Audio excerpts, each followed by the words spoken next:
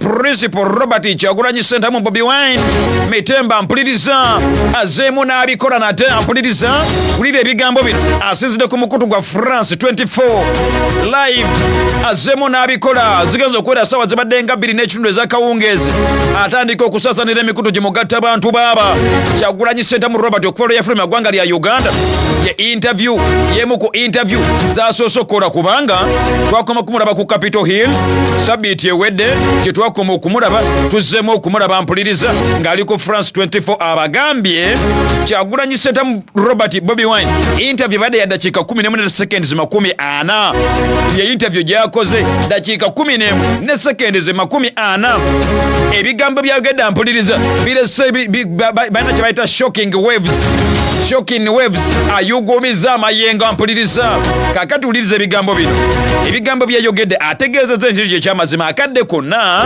agenda kudda munda mu ggwanga lya Uganda naye ng'ate ekyamazima ayagala buwanguzi ulira ebigambo bino ategeezezza ensi nti ekyamazima bwe yali afuluma munda mu ggwanga lya Uganda alina abamu ku bali men in uniform bantegeeza ki bantegeeza abasajja abakuumaddembe munda mu ggwanga lya Uganda abamuyamba okufuluma naye ate ng'ayitira mu nsi ezimu ku nnene wano mu East Africa gyagambye nti osigenda kugyogera Kyagulanyi Ssentamu abagambye bwe yali afuluma Uganda ekyamazima teyayita ku Entebbe International Airport kirikiri yali confirm lyagambye saayita ku Entebbe International Airport bw'atyo bw'agambye agambye naye ate abamu ku banyambako okufuluma ekyamazima bali mu security ya ggwanga lya Uganda mpuliriza ngenda kujja nkuwa embeera nga bwe ziri Sudaisa ali wano anyeenya mutwe omugave munnakyala agamba waki katusigale mu sipooti si waffe kubanga ebintu tetujja kubeera nga tubisobola bina mpuliriza bibadde bikyali awo Kyagulanyi Ssentamu nga kyajja akole interview ku mukutu gwa France 24 mpuliriza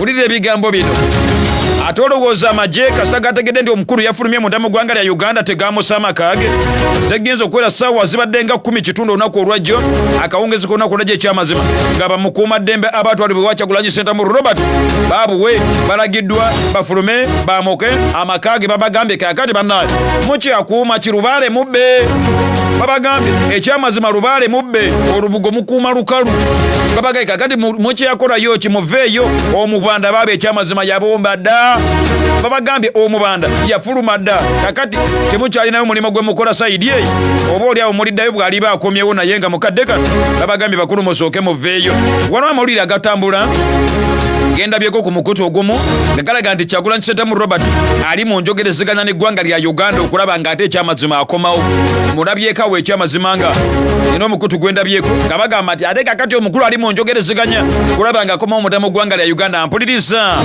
oluvannyuma lw'okubeera nga twalonze akalulu ka 2026 omukulembeze wa ggwanga lya Uganda General Yoweri Tibuhauro Kaguta Museveni n'alangirirwa ku buwanguzi n'ebitundu 7 ku buli 100 kakati wuliriza ebigambo bino oluvannyuma lw'emyaka 20 nga tawangulira ku bitundu ebyo waggulu kakati yapuliriza bugenzi okukyunaku olwaleero kakati ndowooza kakati gw'omulimi wa kasooli seeko owulirize bino ate olowooza emisolo abakulu tebagyongeza olunaku olwaleero Robert Kyagulanyi Ssentamu Robert bakira interview esookedde ddala bukyanga afuluma eggwanga lya Uganda bwe mba seerabidde naye ani alinnya mu netiwaaka zange Jones ani alinnya mu netiwaaka zange ampuliriza Robert Kyagulanyi Ssentamu Bobi Wine Mitembo akoze interview ku mukutu gwa France 24 bukyanga afuluma munda mu ggwanga lya Uganda ng'ennaku z'omwezi yafuluma nnaku z'omwezi zaali 25 yafuluma mu nnaku z'omwezi zaali 13 nga zigenda kuwera 15 awo yafuluma 13 bwe mba seerabidde ng'abuza ennaku 3 zokka okuweza emyezi 2 bukyanga afuluma munda mu makaage ng'abadde mu kwekweka mpuliriza Robert Kyagulanyi Ssentamu Bobi Wine agambye nti ekyamazima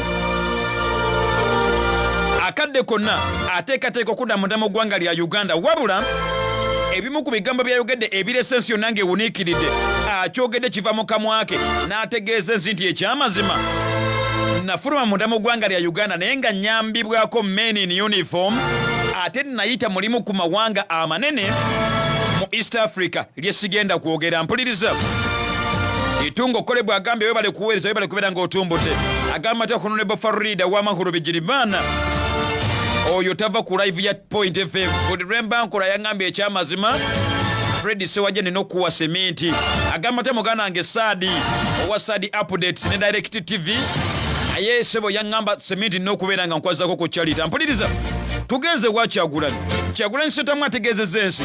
Ampuliriza omwana we n'agambye omutegedo Kireya Godwin Morgan bw'atyo bw'agambye. Mpuliriza ebigambo bino. Ticha agambye nti oli wa kabi webale kubeera ng'ekyamazima osiima. Kyagulanyi Ssentamu ng'asinziira ku mukutu gwa France 24 interview eno gy'akoze olunaku olubadde olwajjo tutandise okugiraba ekyamazima nga zibadde ssaawa nga 10 obudde badde bwakawongezi. Ampuliriza Robert Kyagulanyi Ssentamu yongerako eri Mitembo eryo Ssaabasajja Kabaka yali muweera mu nkuuka. Yabagamba njagala mundeetere omwana wange Mitembo ajja nsanyuseemu. Sojjukira omwaka ogwo Ssaabasajja Kabaka ng'ali mu nkuuka yamuweera erinnya lya Mitembo. Ampuliriza Kyagulanyi Ssentamu Robert ayongedde ogenda maaso n'okubeera ng'ekyamazima bannayuganda n'abannakisinde ki NUP brother bannakibiina ki NUP bannakisinde ki People Power ayongedde kakati okubeera ng'ekyamazima abawe essuubi. Ampuliriza ategeezezza ensi nti ekyamazima okufuluma kwe mu ggwanga lya Uganda tewabaawo omuntu n'omu abalimba nti ekyamazima yayita ku Entebbe International Airport. Agambye tewabaawo omuntu n'omu abalimba. Nze Kyagulanyi Ssentamu sayitira ku Entebbe International Airport nalabyeko Dr. Fred Mukasambide mu kibiina ki DP amyuka ssenkagale wa DP munda mu ggwanga lya Uganda ng'ategeeza nga Kyagulanyi Ssentamu Robert kuyayita ku kisawe ky'ennyonyi Entebbe era mbulitaani tiketi ye eraga nti ajja kudda mu mwezi gwa 5 omwaka guno nga Mwami Museveni amaze okulayira. Kyagulanyi Ssentamu ssebo amaze okutegeeza ensi abagambe bannaye munveeko nze sayitira wadde ku Entebbe International Airport ensi gye yayitamu abadde kati neagyogere nga nange mbadde natera okugyogera kubanze endabika nga gwe baali bagitegeeza. Wulira ebigambo bye bibino. Hello and welcome to Tete à Tete here on France 24. Our guest this week is Robert Kyagulanyi. He's better known as Bobi Wine, a star singer turned politician. Ampuliriza banjula ebitiibwa bya Robert Kyagulanyi Ssentamu Mitembo Bobi Wine bitundu bya ggwanga lya Uganda naye ng'ali munda mu ggwanga lya America Washington DC lyesaza mwali. Ampuliriza bamwanjula ebitiibwa ng'omusajja amanyikiddwa ennyo nga Bobi Wine, musajja muyimbi muwandiisi wa nnyimba munnabyabufuzi yakulira ekibiina ekisinga ababaka abangi ku ludda oluvuganya munda mu ggwanga lya Uganda. Ebitiibwa babimuwa. Ampuliriza France 24 gwe mukutu gwe tuliko. Ampuliriza.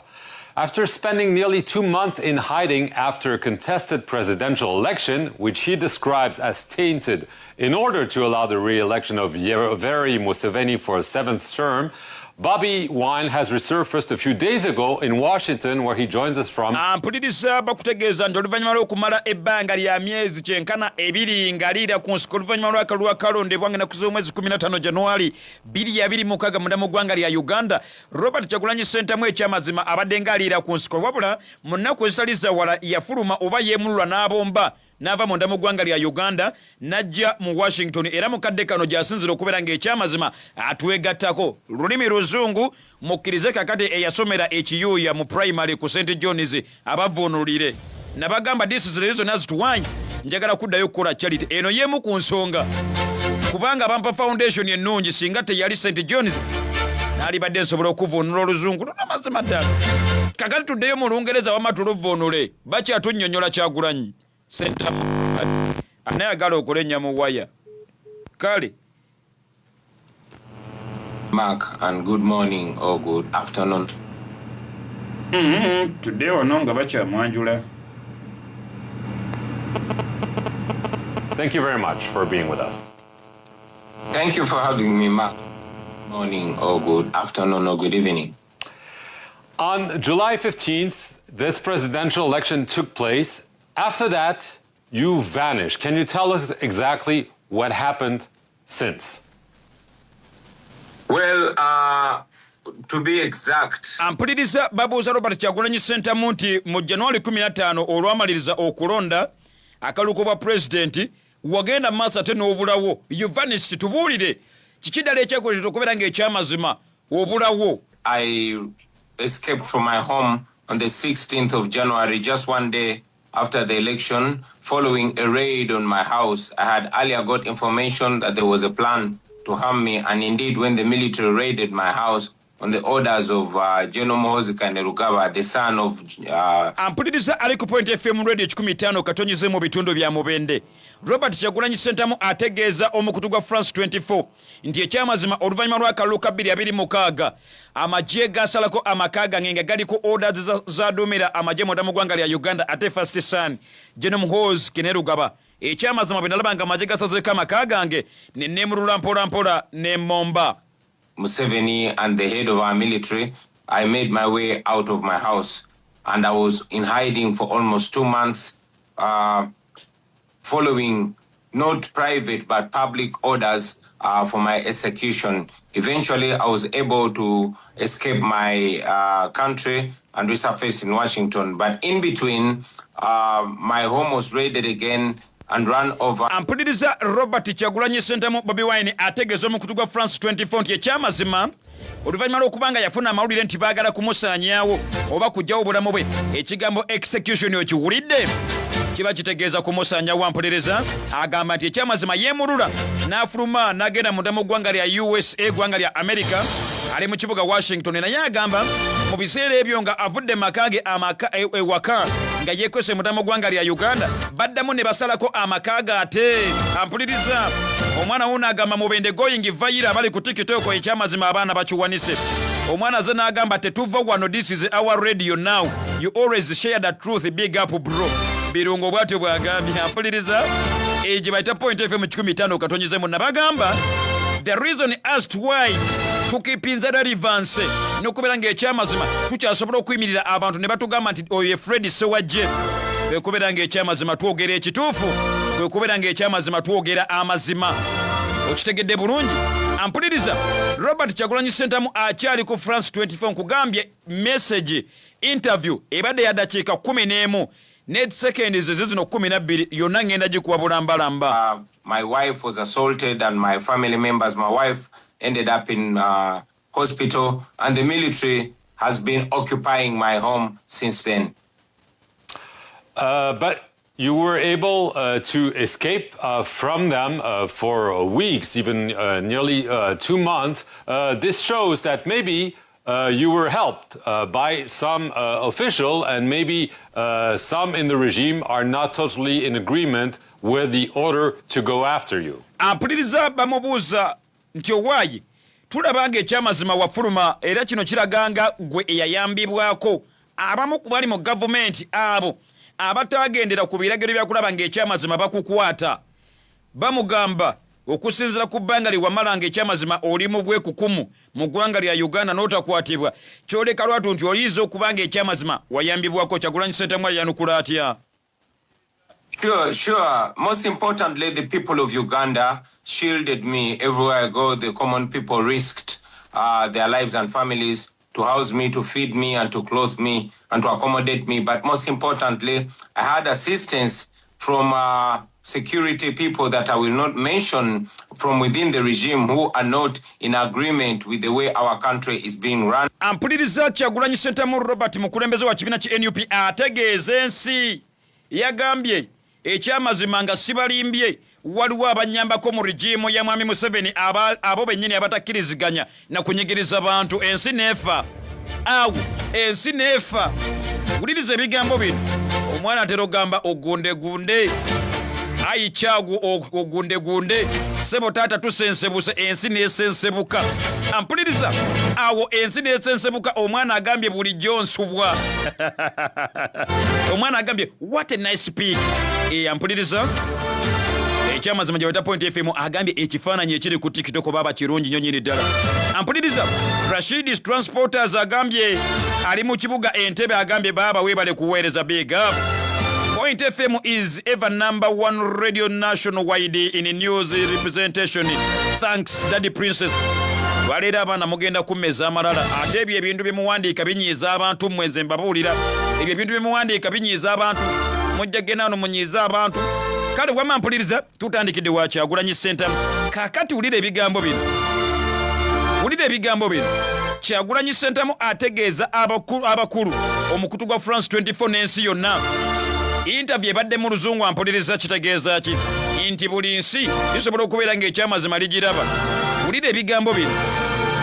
ategeeza ensi nti ekyamazima sijja balimba nayambibwako abali mu regimu ya mwami Museveni abo abatakkanya ne byakunyigiriza bantu to feed me and to clothe me and to accommodate me, but most importantly I had assistance from security people that I will not mention from within the regime who are not in agreement with the way our country. Atutegeeza nti no waliwo security people batagenda vayo nagenda maaso n'okubeera ng'ekyamazima anokolayo oba nga asinyako amannya gaabwe abo abatakkiriziganya na bya mwami Museveni oba regime ya mwami Museveni eyokulabika nga bibaali babalagira abaana bagamba tetujja kubikola babekamenga defiant yampuliriza ensi neeyongera okufa. Being run, most importantly the way our military is being run by the son of the current president. So I was assisted and I was able to escape the country through one of the big countries that I will. Wuliriza ebigambo bino Robert Kyagulanyi Ssentamu akisiinyaako ategeeza nti ekyamazima nayambibwako ekyo sigenda kwekweka